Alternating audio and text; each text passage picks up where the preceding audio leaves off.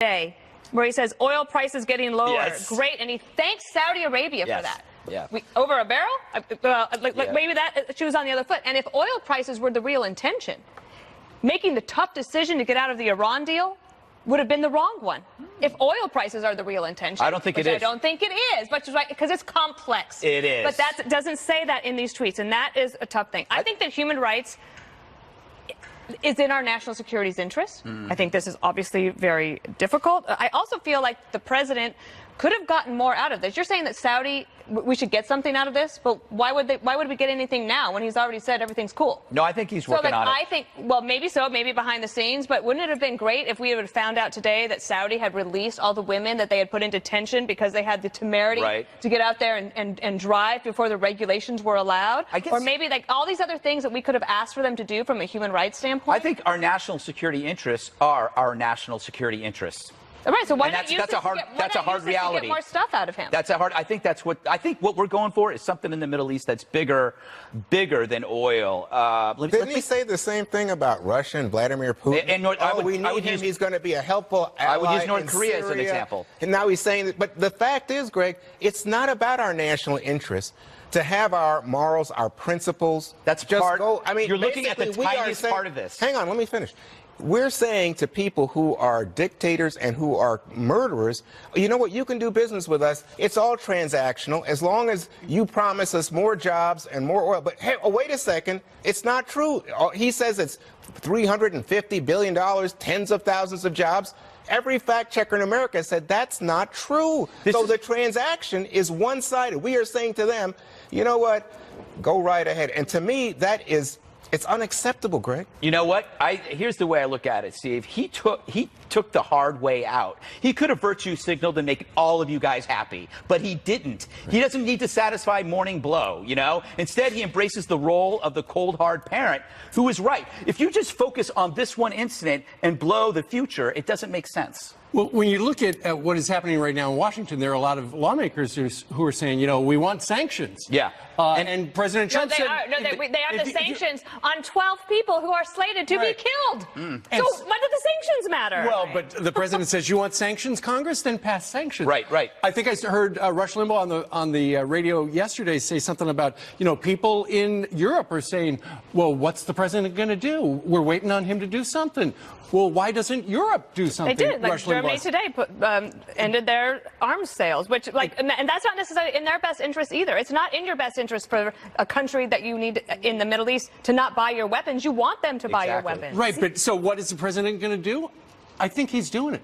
He's a businessman. I think ultimately, how many times have you heard businessmen say, it's nothing personal. Yeah. It's just business. Yeah. And in this case, it's America's business. I think he could have done that. I agree with you that he looked at it from the perspective of a businessman. I think he could have done that, though, and made the statement better. Had he done the very same thing that he did, but within that statement been harder when it came to the murder of a journalist, be less tolerant of that, not see, there were angles of this statement where he almost seemed like he was taking the Saudi Crown Prince's version of the story over the intelligence community and what they're finding. You can't do that. So if he wants to maintain that this is a strategic ally, if he wants to come at it from the angle of a businessman, I think that's all okay to an extent.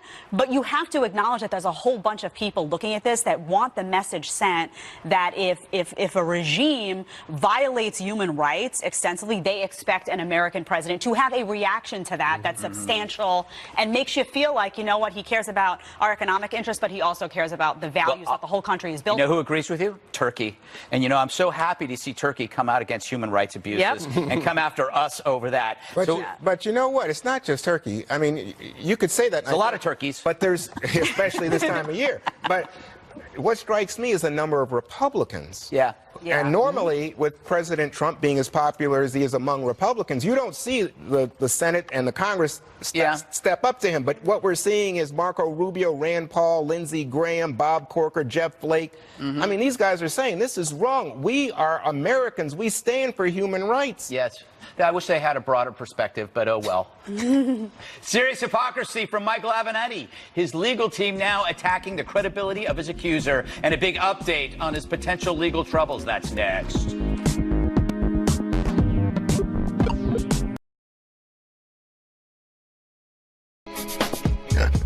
Breaking just minutes ago, Michael Avenatti will not face felony charges over a domestic abuse allegation. The LA County District Attorney passing the case off to city prosecutors who could still charge him with a misdemeanor. This comes after Avenatti's legal team attacked his accuser's credibility in a letter to the LAPD. They claim she was drunk at the time and say an alleged mark on her leg was most likely caused by acne medication. This move being called hypocritical because last month Avenatti railed against the Senate Judiciary Committee's treatment of his client, Julie Swetnick, telling Vanity Fair, quote, "You don't call them a liar, you don't say they're not credible at the same time that you prevent any reasonable investigation into their allegations." Hypocritical, Greg, his treatment of Kavanaugh, and now the expectation he has of... He's just an awful person. I mean, calling him hypocritical, he's a lawyer. I mean, and lawyers, they know all the tricks. It's like they have the instructions to a game board of life that you don't have. So when he writes the letter to the police, he mentions apparently that Accutane had a role in this. Only a lawyer would do that. And he mentioned some other syndromes that she might have had, and issues with plastic surgery. So he might possibly get off, and maybe he should, because we believe in justice and due process. Unlike when he targeted Kavanaugh, he's getting better treatment than he gave Kavanaugh, and I only hope that that helps him grow in some way. I think he's done as a personality and a politician, but I felt that way about Al Sharpton after Tawana Brawley and the Freddie Fashion Mark, tragedy. It's interesting, Juan, because with Kavanaugh, there was no evidence that was brought forth. And here you have sworn declaration from her in addition to a police report. Supposedly you have evidence of marks on her body. There was a restraining order that she was able to get. And he's saying, I want a full and fair investigation with all of this stuff out there. And yet he didn't apply that to somebody who had accusations come out from X amount of years ago where no one was able to bring forth any amount of evidence other than the sworn testimony. No, there was nothing to the contrary, I think he brought forth a woman that he said had some evidence. What he said turned out not to be true. Right. And of course, we know that Professor Ford sat down and gave testimony. She put herself directly forward. Right. In the case of Avenatti, in this case, I'm understanding that he still may face some charges. Yeah, it's been referred to the Senate, to the FBI. Right. Well, no. I mean, he could be facing misdemeanor charges. I don't know exactly all the details. As you say, it's just breaking. But to me, the issue is, should she be heard? And of course she should be heard. If that's the charge against Avenatti, I don't think that anybody's saying we're not going to listen to this woman, don't bring her. I mean, that's why I said yesterday, I don't think it's fair to Kavanaugh, because this is immediate. This is right here, right now. Let's hear the woman. Let's consider the charges. In the Kavanaugh case, these things were when he was a teenage guy. He must be in his 50s, right? So, I mean, that's the difference. Now he's seeing, though, the problem with a Believe Her hashtag on Instant One, which is that you should have an investigation, that you should go through a process, and you can't just believe someone, man or woman, Steve, if you just, without evidence and without going through process. So now I wonder if on the other side of this, he's saying, he's having to make the very arguments that he was fighting against when it came to Kavanaugh, and he's having to make those arguments to defend himself now. I was talking to somebody down in Washington about these developments today, and they were talking just about the political component, because, he's been mentioned among the 36 Democrats who might run for president of the United States. And this is a D.C. Republican observer. He said he should run. It would be the best thing that could happen to the Republican Party. He said the Republicans need him on the campaign trail with as much exposure as during the Stormy Daniels days. Keep him on cable. Every time he does appear, he helps the Republican Party. Yeah. I mean, but that's exactly why he won't be. Did you think, like, to Greg's point that he's done is that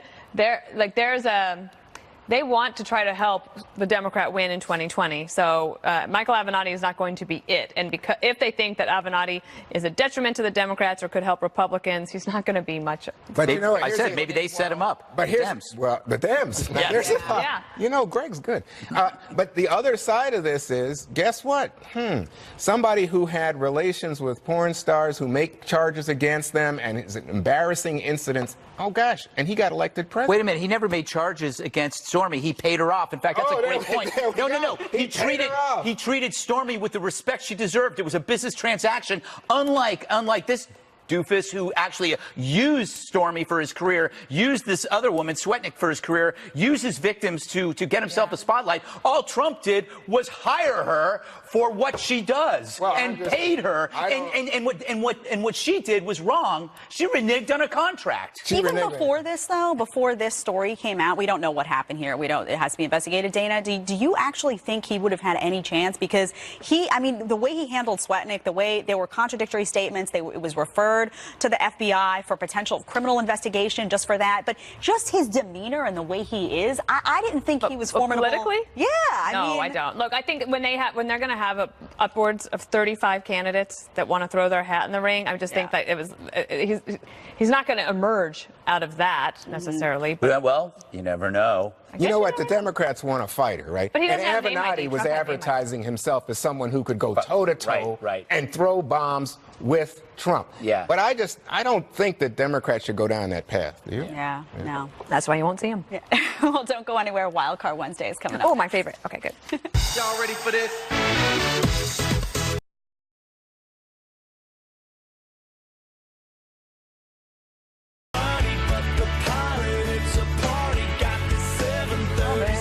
Welcome back. It's Wild Card Wednesday.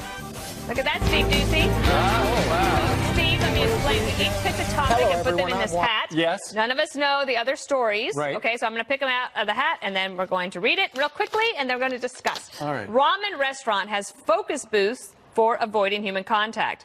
Ichiran is a Japanese ramen noodle restaurant. It features 46 focus booths, which allow guests to have some time alone with their food. Customers also write their orders on a piece of paper so they don't even have to interact with a waiter. I chose this story. And I am for this because have you ever seen people eat ramen noodles? Yes. Yes. I don't want to see it. It's a lot of slurping. I don't want to hear Be it. careful. I don't wanna You know see what's funny? Walk down 6th Avenue when people are sitting during their lunch and eating and they're facing the windows. Almost the entire part of their face is dead except for their mouth. They're just eating. It's the strangest. They're just chewing. And you're walking up and you look and people are just chewing. What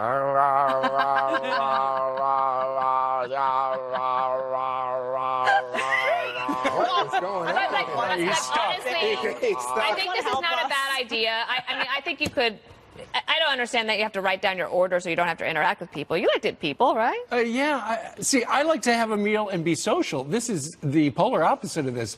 I'm going to take my meal. What about ramen noodle meal? Well, there is some slurping and stuff like that, but I'm okay. I'm on TV. People see me do crazy stuff all the time. Jedediah, you like this? I try to avoid people as much as possible. So for me, the not having to even order, that was the best part. Juan, what do you think? You're very skeptical here. I just want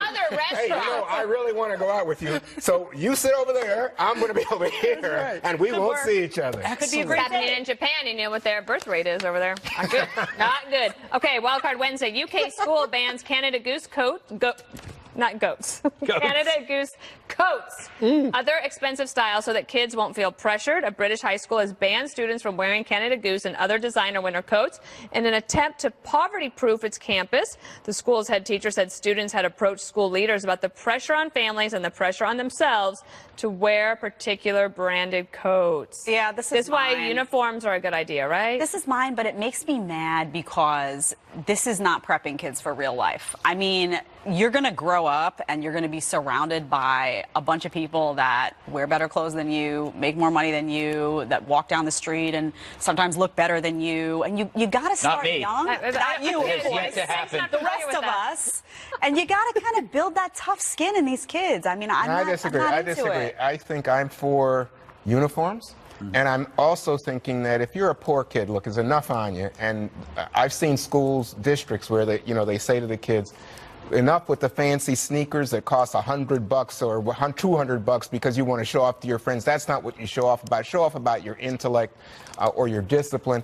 I'm all for that. I just think that, if kids use this as a status symbol, it's wrong values, and I'm glad that the school's doing Greg, you lived in the UK for a while. This doesn't surprise you, I presume? Well, I understand what Juan is saying, but I do believe that I hate rules that are dictated by the mob or by the by the group, because you should have the choice to dress however you feel. Although I am a big fan of uniforms, especially at certain clubs I go to. Yes, yes. Did you guys have uniforms? Your The thoughts? people who like I uniforms. wore uniforms No, for I didn't. 8 I years. wish I had. Because I had a uniform and I hated it. I hated it because I felt like I didn't have a chance to figure. Like clothes is We had sometimes how we you had figure out casual who you Fridays are. though. at St. Clothes don't take up too much time. Listen, you I should would be take one studying. now though. because The it's only less work. uniform I ever wore growing up was the Boy Scouts. Oh, that's And then when I was in the Future Farmers of America, I had Yeah, the the vest. blue jacket. Yeah, the Oh, jacket. That's yeah. right. Those are very popular. All right, Wildcard Wednesday. University staff told not to use "don't" or frightening capital letters. This is also in the UK, of course, honestly.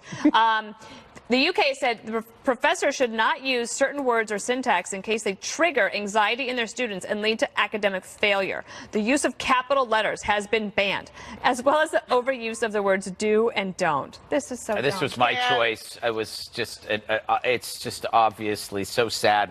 We are definitely breeding a certain kind of individual that will not survive in the outside world. Right. Yeah. Right. Look at the banner underneath us right now. It's all in caps. Oh, Capital offense! this is Juan. Your thoughts?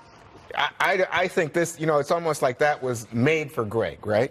Because of Greg's complaint about the academy in this country. But this is Britain, right? Yeah. But I mean, I don't get it. It seems silly. It seems overly protective. This goes back to what you were saying about Yeah. uniforms, I guess. People should live in the real world, because if you think a professor telling you do it is going to tough, try a boss who could actually fire you. Yeah. How about an idea of a place that sells hats with Trump sayings and it's called all caps? That could be like for the Washington hockey team, Yes. the Capitals. Oh, wow. All There you go. caps. Can't support that. All right, this last one. Porch raiding woman dubbed the Grinch caught on camera swiping packages from Michigan homes. How dare she? Police posted a video of this woman. She was filmed stealing people's deliveries from their homes during the holiday season.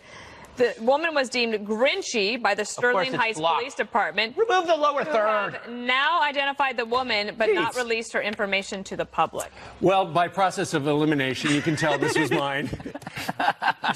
And the reason I watched this is because a month ago we installed one of these doorbells. Right. And so now every time somebody comes to my house, that drive you nuts? I get an. Wait a minute. I get a think notification. it's George Thomas Washington? Jefferson. That is George Washington. George Washington. Came to our house, and my daughter was at work, and she called me up and she said, "Dad, it's 4:16 in the afternoon. George Washington is at the front door, and he's got a bottle of wine." Wow. That is so weird. As it turns out, it was Halloween, and the neighbor always comes over. I thought that was you know what? Come on, it was a stripogram. Come on, Steve. Oh, you never know. I was hoping it was We Ed didn't get to McMahon. Juan's. It was about this mom. She's a blogger, and she was complaining she doesn't get likes from her son on Instagram. For her. Or likes for her son. For her son. Wow. Or from her son. For her son. That's pretty sad. Is it? She said. Well, those are kind of depressing. Wildcard Wednesday, but up next, Steve's got a big Thanksgiving surprise for us. You don't want to miss it. I don't want to miss it. The 5 returns in a moment.